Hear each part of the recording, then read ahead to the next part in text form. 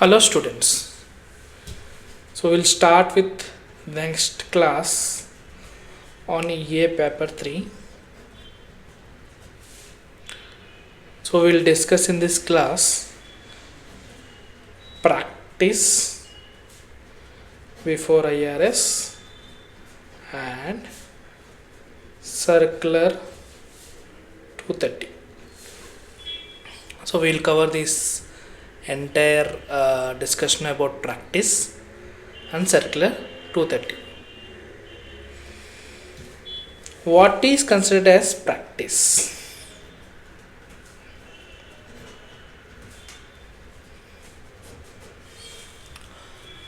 Practice means practice before IRS. It means there are so many activities, including, so this will be your MCQ, including communicating with IRS, representing before appeals, written advice to the clients. Practice means so many other things.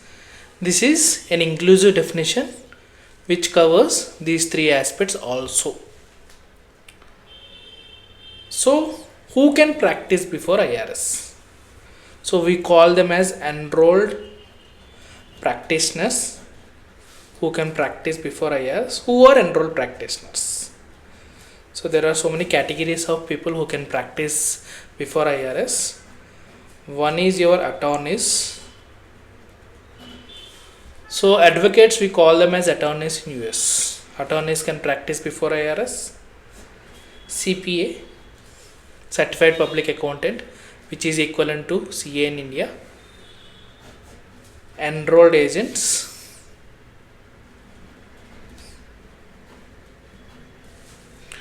So that is our discussion. We are preparing for enrolled agent exam now. Enrolled agent have practicing rights before IRS. Enrolled actuaries,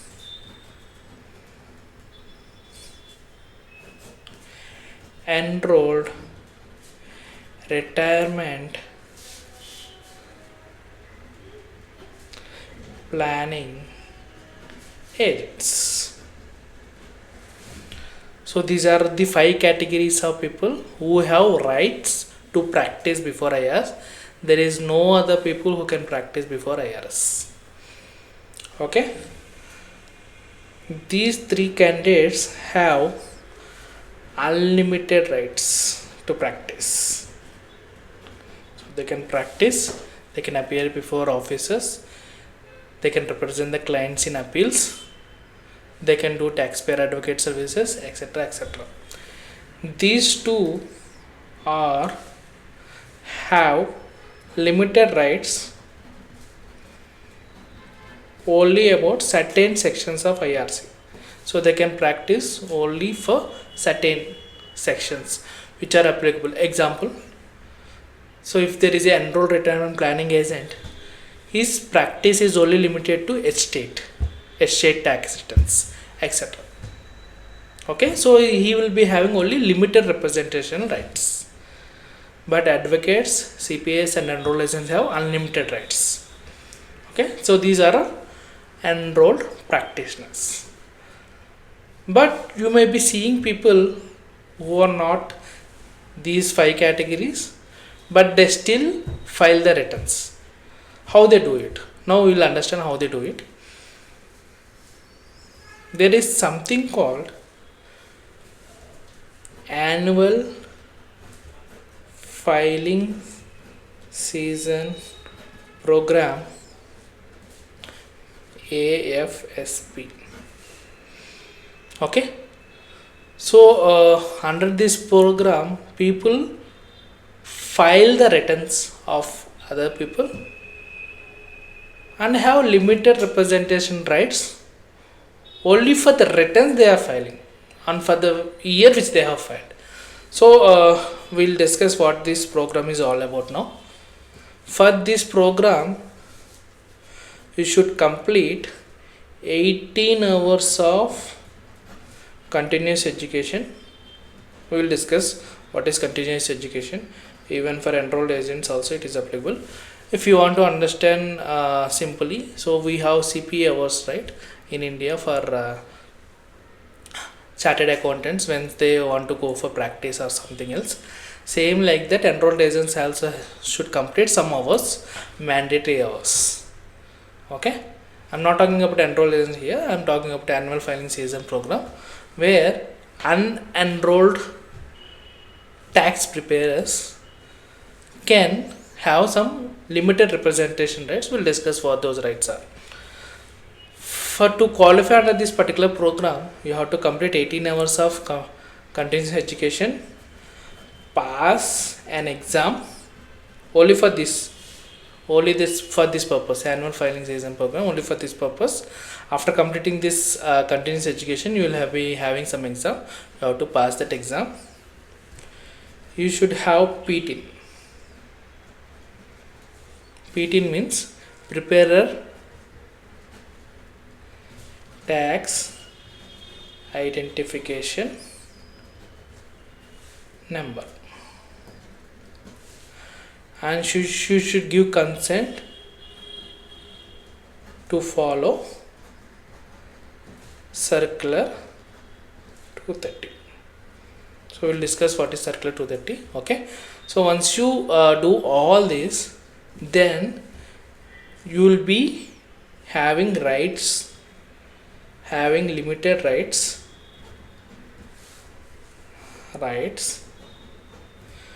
to represent taxpayers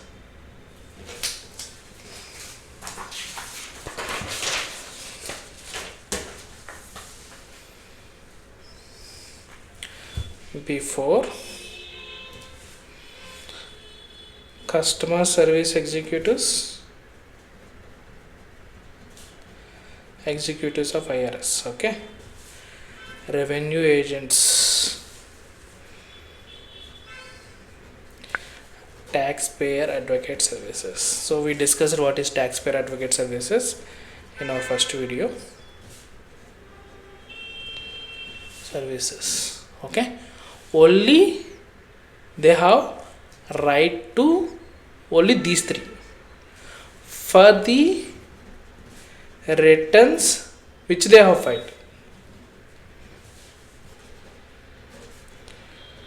filed, and only for the year, for the tax year which they have filed.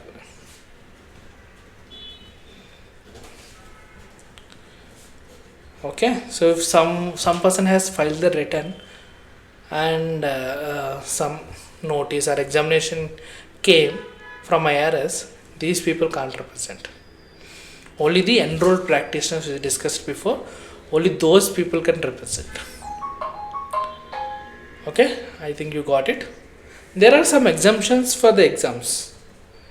Exemptions, I'm discussing only about annual filing season program. Only there are some exemptions. So these people, there are some exemptions who have passed part 1, paper 1. So paper 1, your individual taxation of SEE, special enrollment examination. Okay, so if you want to become an enrolled agent, you have to pass 3 papers of special enrollment exam, and then you have to apply for practice. Okay, you have to apply for license. But if you want to file the returns, you can pass only the paper 1 of this, plus you have to do 15 hours of continuous education. Who didn't pass, they have to do 18 hours and they have to pass the exam also. These people no need to pass the exam. Okay, that is the only difference. There are some people called registered tax preparation agents. So there used to be an exam conducted before this enrolled agent exam, which is administered by IRS. even they also have the exemption. There are some programs by some of the states in US, state return preparers, even they also got the exemption of writing the exam to qualify under this annual filing season program. So that is why you might be hearing like, if you pass paper 1 you will get a job in this enrolled agent, because once you pass paper 1 you will come under annual filing season program. Okay, just by doing 15 hours of continuous education. This is year wise, and you can talk with IRS, okay, revenue agents and all. You will have limited representation rights. Fine. Now there are some other category of people who have some representation rights. Other categories who have some representation rights. One is your self-representation. So if you are filing return on your own, you can self-represent with IRS. That is absolutely possible. There are no exceptions for this. Representing immediate family members, IRS allows this. If you are an officer or a director, then you can represent your company's tax return. Okay, if you are an employee, then also you can represent for that company's or that firm's tax return. So these are the people who have representation rights. Okay,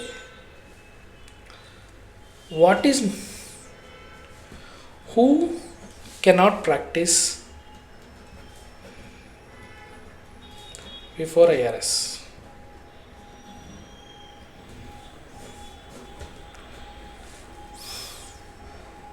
Corporations can't practice before IRS. The tax practitioners are enrolled agents who are suspended by Office of Professional Responsibility. So this is the office which monitors the enrolled agents, okay, the enrolled practitioners, you can say, Office of Professional Responsibility.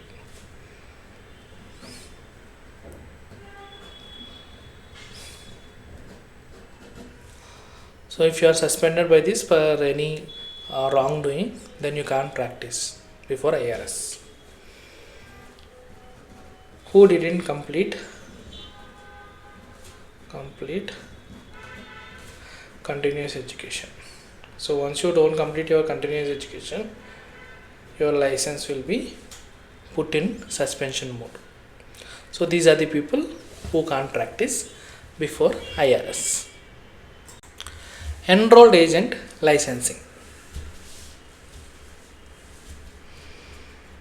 How this particular license is given?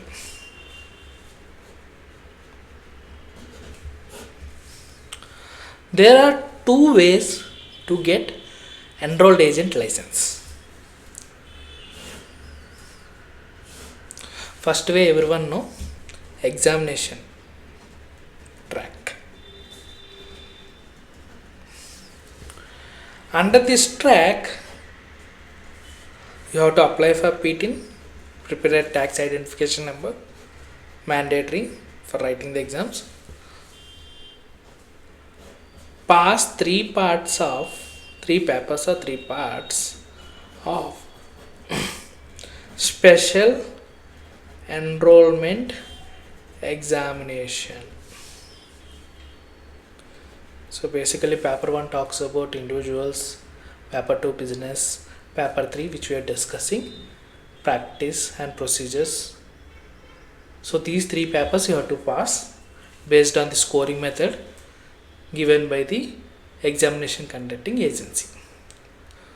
So now the examination scoring has changed, so it will be for 800 marks and 500 is the pass.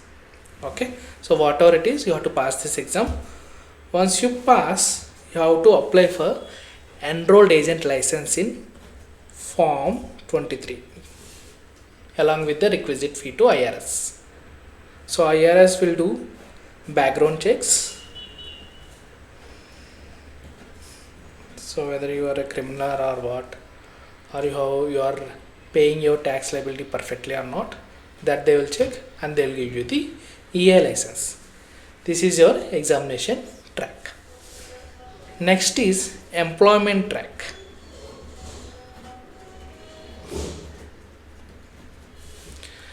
Under this track, it is only applicable for IRS employees. So anyone who is a IRS employee, they can also get enrolled agent license. Minimum 5 years experience is required. 5 years they might have worked as IRS employee, and within 3 years of date of exit they have to apply for license.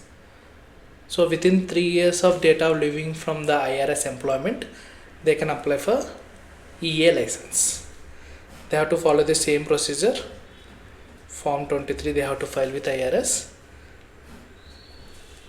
IRS will consider superior officers recommendation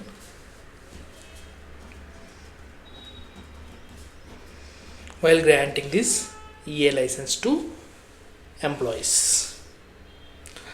So once they get the superior officer's recommendation, they may give unlimited rights or limited rights. Okay, so this is applicable only for employment track. If you are coming under examination track, then you will have unlimited representation rights. So this is how the license will be given.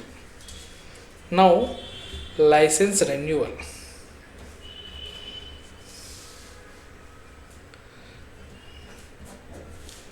So once license is given, every 3 years, remember, important for your exams, every 3 years every person has to renew his EA license.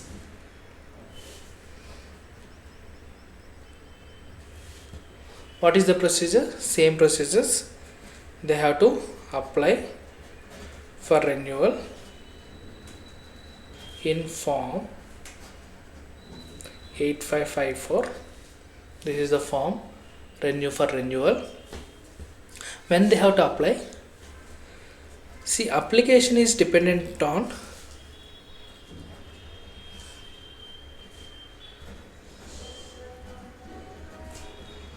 your social security number, last digit of social security number.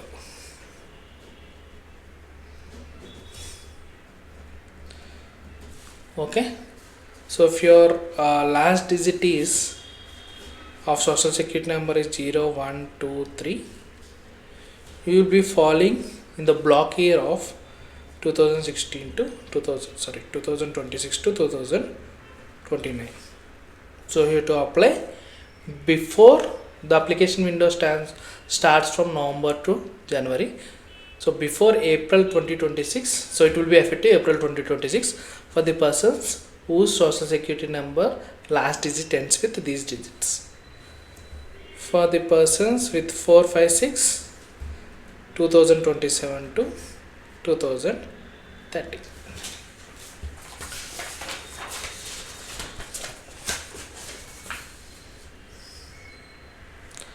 For the persons with the last digit 789, 2028 to 2031. This is the block year. Your enrolled agent license will be valid for these persons for these years. Now question: Okay, I don't have the social security number. Then what? If you don't have the social security number, no SSN, then you will be considered for 7, 8, 9 digits block for renewing your EA license. So all the foreign students or whoever it is who want the EA license, they have to renew from 2028 to 2031. Another question, I have passed the exam 2026, so then I am not falling under this particular years. Then what? So once you apply for the license for the newly enrolled agents, once you apply for the license, let's say you got your license in 2026 November, for example. So it will be valid till March 2028. So you have to apply in November 2025 November 2027 to January 2028. Within this period you have to apply for the renewal. Your license won't be valid for 3 years straight. Okay, so whenever your block is coming, you have to apply on that particular date for renewal, like compulsory. I think you understood this concept, very easy. Now coming to the CE requirements, continuous education requirements. So we call it as CE requirements, mandatory for all the persons who are holding this EA license. All the EAs has to compulsory complete 72 hours of CE in the 3 years block. So we have discussed the 3 years block, right? So they have to complete 72 hours with a minimum of 16 hours each year. So each year they have to complete 16 hours. Overall they have to complete 72 hours. In this 16 hours, 2 hours should be ethics. This is mandatory. There are so many service providers who provide this continuous education. Okay, you can get it once you get the EA license. So 72 hours, remember 72 hours for your exams, 16 hours each year, 2 hours should be ethics. Now for the newly enrolled agents, okay, so the same discussion. Let's say November 2026 you have qualified as EA and you are a foreign EA, as you don't have SSN, so you will be coming in this 2028 to 2031 block. So then what? Then what is my requirement of CE? For you, the CE requirement is prorated. Okay, for newly enrolled agent licenses. Okay, for newly EAs, this CE requirement is prorated. 2 hours each month they have to complete until they get the block. Okay, until they come to their block renewal, they have to complete 2 hours each month CE requirement plus 2 hours ethics annually. They have to complete it. This continuous education is mandatory for all the EAs. Okay, there are some exceptions to it. Not exceptions, there are some leniency given. What is that leniency? We'll discuss now related to this continuous education. So 50 minutes of learning. So online video are taking 50 minutes continuous learning will be considered as 1 hour of CE. Okay, if you see the video for 50 minutes straight away, then will be treated as 1 hour. And also enrolled agents can teach other, they can spread the knowledge to other enrolled agents. So enrolled agents can take up sessions for other enrolled agents. So for these people, if you are giving 1 hour of session, it will be, you will be given 3 hours of CE. 1 hour for the session plus 2 hours for the preparation. So total 6 hours out of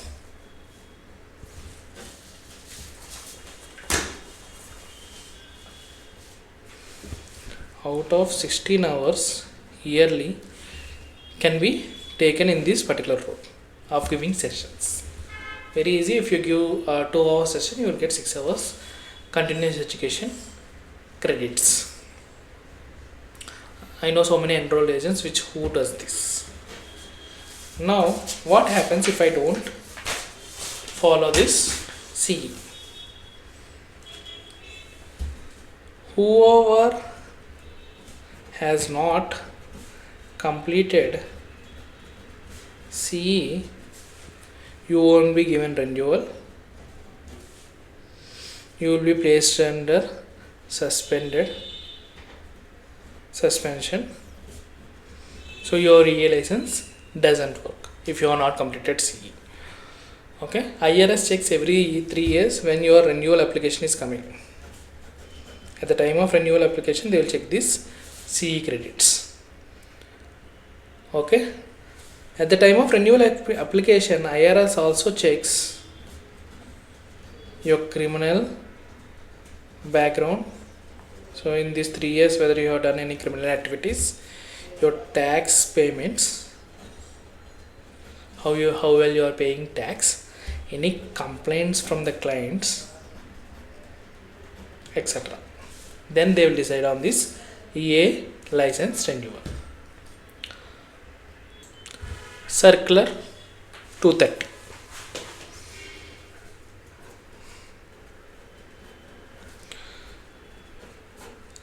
This particular circular actually tells how should you practice as a enrolled agent. Not only enrolled agent, whoever is enrolled practitioner. So it tells the roles and responsibilities, how a professional practice should be run. So we'll discuss some of the important topics in Circular 230 which are important for your exams. First is IRS information requests.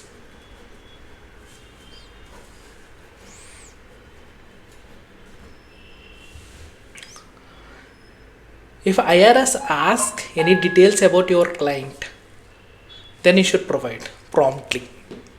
You should not hide any details. Whatever details you have collected from the clients, if the IRS requests, you have to provide them. Sometimes it happens that your client is not traceable. Then IRS will ask whether you can locate him. In such cases, you should make reasonable effort to locate your client. It's not like you should go and investigate and all, but you should make reasonable effort to locate the client. Reasonable effort should be made.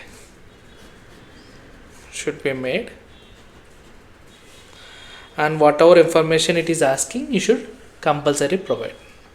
So this is there in your Circular 230. Actually the section is 10.20. Sections and all they won't ask for your exams. This is only for your knowledge purpose. Section 10.20 talks about IRS information requests. Second one,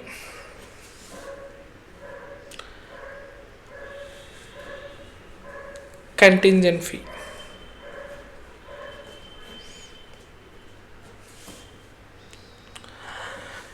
You should never base your fees, bill the client on contingent basis. Example, you went to a client and you told him, if I file your return, you will get this much of refund. my fees will be 10% of refund or 20% of refund. So in India it is pretty common, when you file income tax returns they take 10% of refund as a fees. In India also it is not allowed. IRS is very strict. You can't base your fees on percentage of refund. So that is there in your circular 230. But there are some exceptions to it. I will tell you one exception. Return is already filed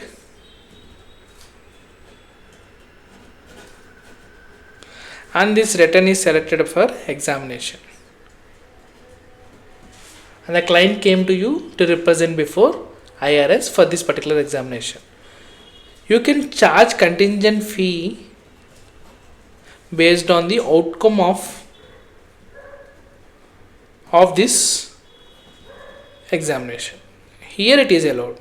Before filing the return it is not allowed, but return is already filed and examination. In examiner how well you represent, based on the outcome you can charge the contingent fees. Third one, client records. You should return all the client records, whatever records he has given to you, even if your fees is pending for payment. You have to even if your fees is pending for payment, even in that case also you have to refund all the client records. But you can keep your work. Let's say the client has given you form W2 wages statement for filing income tax return, and you have prepared the schedules and all. When the clients ask the records, you have to mandatorily give the form W2. But whatever schedules you have prepared based on the W2, no need to return that if your fees is pending. So that's what this particular circular 230 says. Next, client omissions.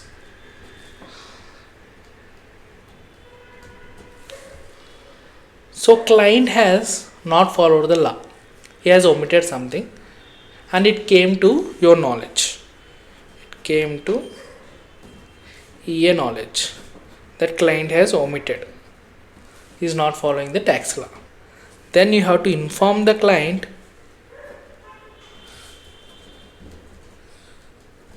about that omission and also the potential consequences.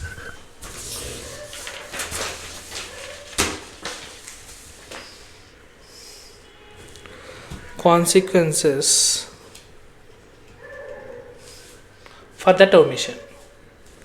Remember, no need to inform IRS.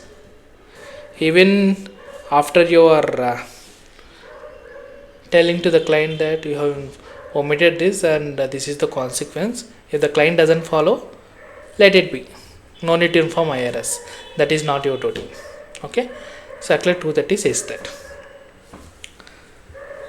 Next,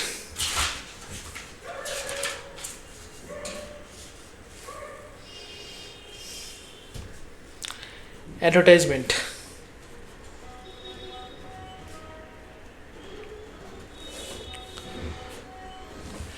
A practicing enrolled agent can't use the words certified.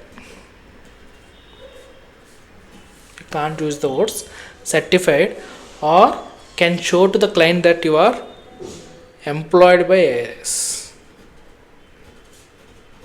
You are just an independent practitioner. You can't say you are employed by IRS, or you can say you are certified. You can tell you are enrolled to practice before IRS or EA. This is allowed. Not certified or employed by IRS.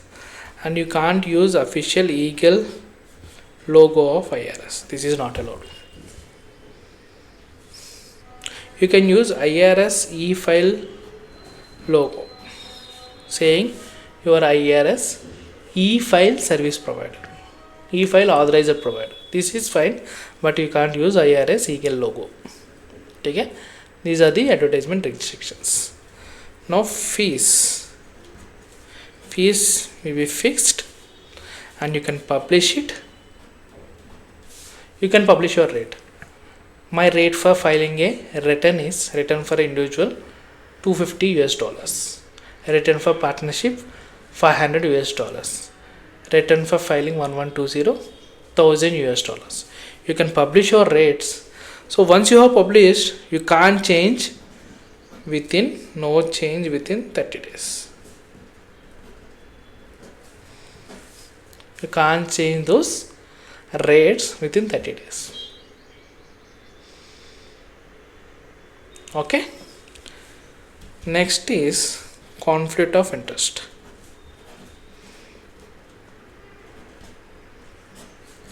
Let's say two clients came to you. So representing two clients will present a conflict of interest. Conflict of interest means if you are representing one client, it may inadvertently affect the other client if you represent both of them at the same time. In such cases, it is prohibited. You can't represent both of them. You have to represent only one. But if the client waives this conflict within 30 days, so both of them, inform to both of them, please waive the conflict of interest within 30 days of conflict being known. Then you can represent the clients, and it should be written consent,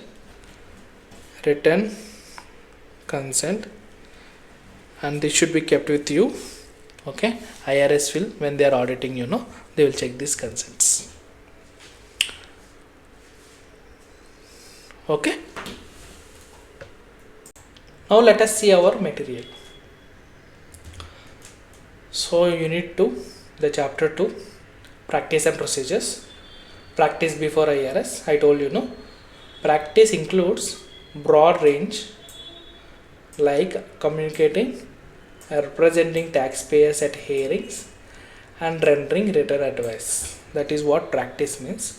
So who are enrolled practitioners, attorneys, CPA, enrolled agents, enrolled retirement plan agents, and enrolled actuaries. So unlimited rights, these three people will be having. Limited rights, these two people will be having.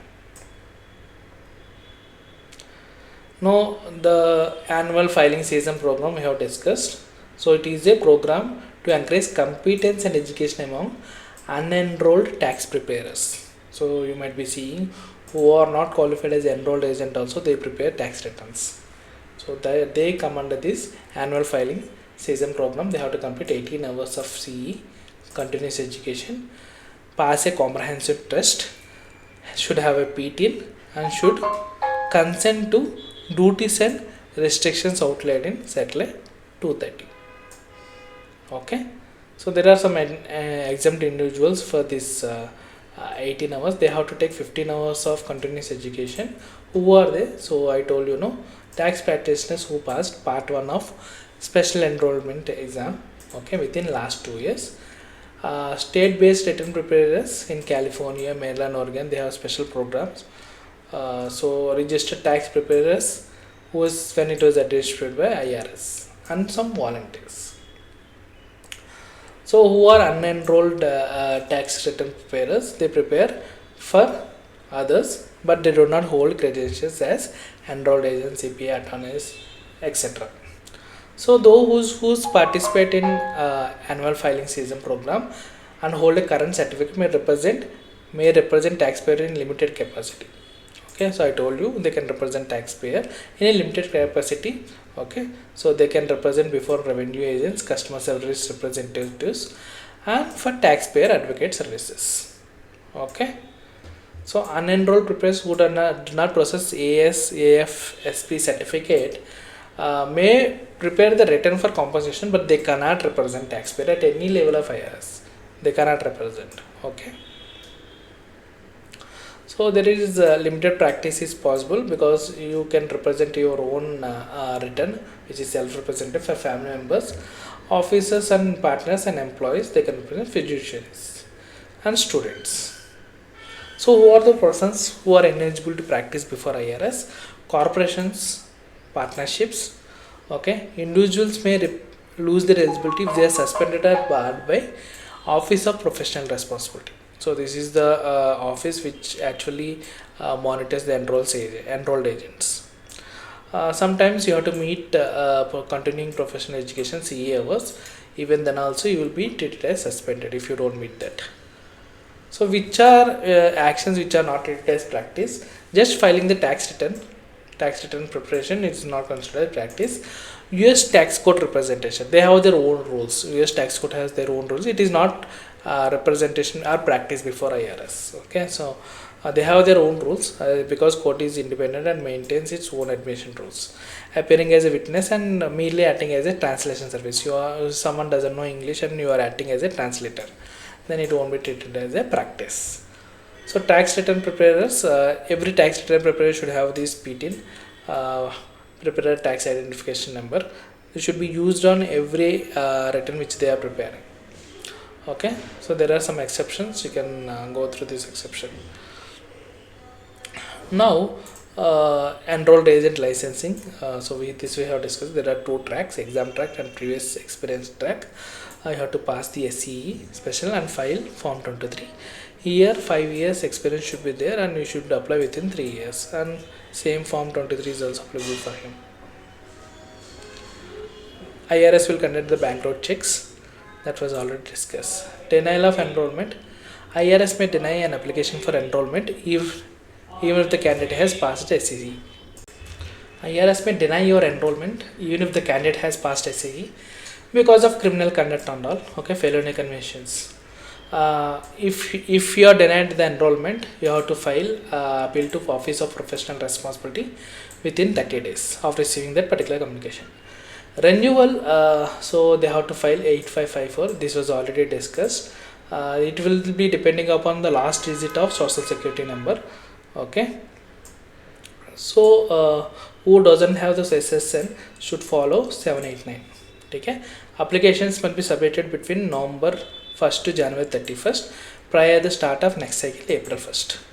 IRS verifies CA's tax compliance history and ensure has completed continuous professional education requirements, your CA requirements. Okay, then only they will give the renewal. What are CA requirements? So 72 hours, 3 hours enrollment, 72 hours, minimum 16 hours, including 2 hours of ethics. Okay, so this was already discussed. Sometimes they may waive the CE depending on facts and circumstances, absence of United States for employment or other documented reasons. Okay, next is inactivated or terminated AS who fail to meet their renewal eligibility requirements. They will be treated as inactive and terminated AS because some maybe CA credits may be missed like that and all. Losing the eligibility to practice. A enrolled agent can be losing his eligibility if he fails to meet the annual CA requirements, fails to renew the PTIN, requesting, so someone can request to be placed on active and retirement status, being displayed by state or regulatory agencies, and misconduct which is investigated by Office of Professional Responsibility. Okay, so next is your Circular 230. Circular 230, we have discussed some of the important aspects like your knowledge of client's omission, so which was under section 1021. So he has to advise the client promptly of that non-compliance, inform the client of the legal consequences. Not required to notify the IRS, so you should not tell to IRS the client has omitted. Conflict of interest also we have discussed.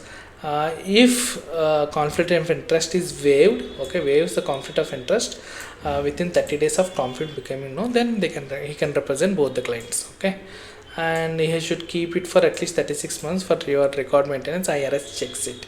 So what are conflict waivers and all.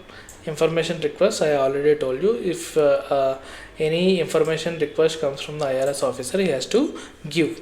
he has to make a reasonable inquiry to locate the records. Okay. Return of client records, this also we discussed. So he has to return all the client records even if his fees is pending, but he no need to give his own work. Okay, no need to, if he have prepared a schedule or something, no need to give that. Next is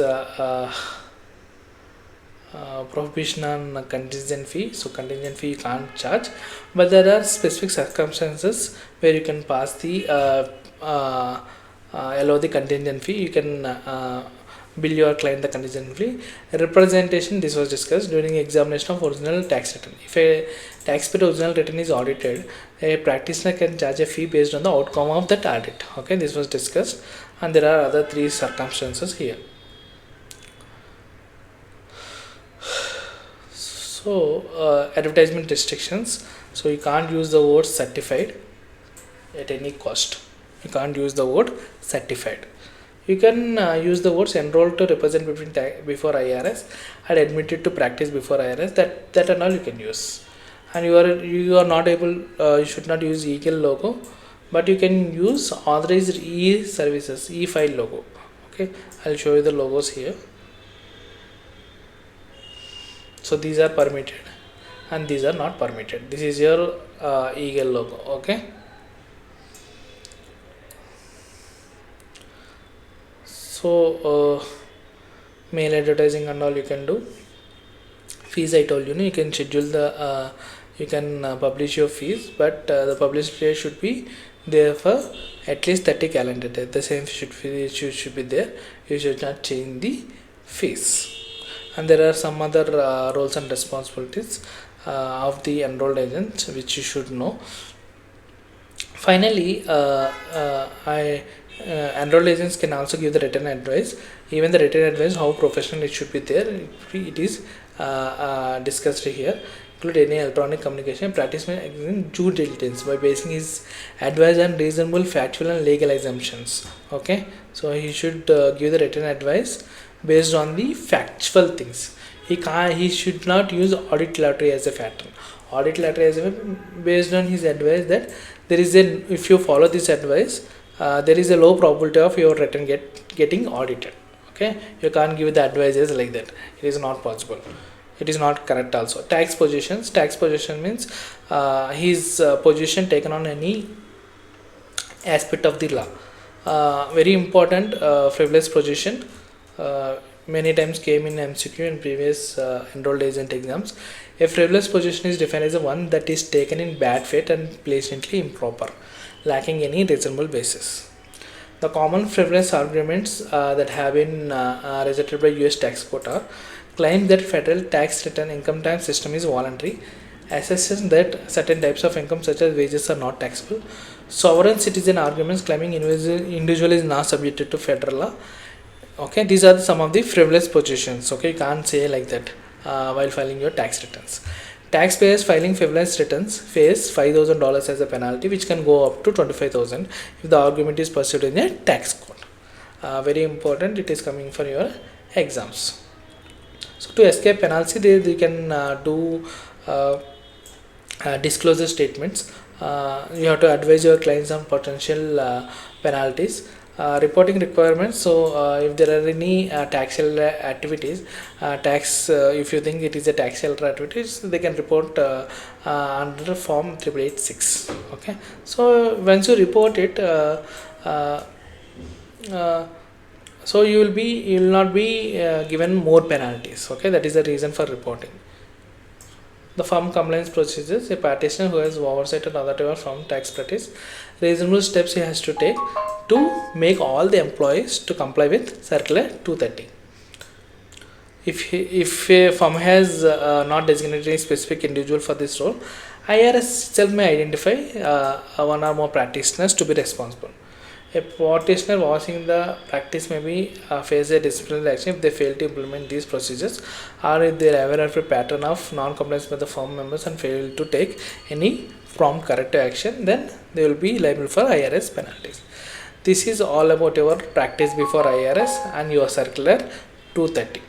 So we'll coming with the next video of next topics. I think you understood the whole concept. If you like this video, please like, share, subscribe to the channel. It will actually help us. Thank you.